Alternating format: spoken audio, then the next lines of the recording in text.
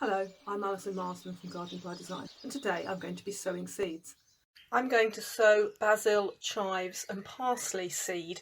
This is in a gift pack I was given to go on a windowsill indoors, but late April, early May you could sow all of these outside. The crucial thing to check is that there are holes in the bottom. So I have one of these small pots with the hole in the bottom, and I'm going to put chives in this one.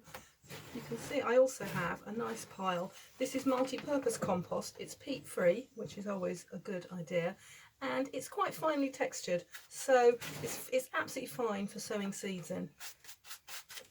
And it contains the nutrients that those plants are going to need to grow for a couple of months. So just going to pile it in. I'm doing this in the greenhouse. Also, you could do it indoors on a table. So the compost is nearly to the top, firmed it with my finger, and now I'm just going to put a bit of water on. Just water it a bit before I put the seeds on, so that the compost is nice and damp. I don't have to, I don't risk washing the seeds away when I pour water on afterwards.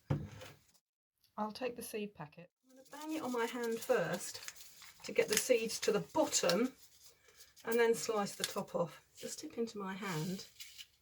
Now I'm not going to put all of these in this pot, so I will sow a fair number and keep the rest for a second sowing. So bring the pot back and just pick up and just scatter them.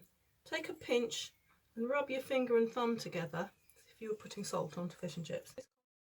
And finally I'm going to crumble up the compost because these are very small seeds, and sprinkle a thin layer over the top, which helps keep the seed in contact with the soil, and they need the moisture to swell up and germinate.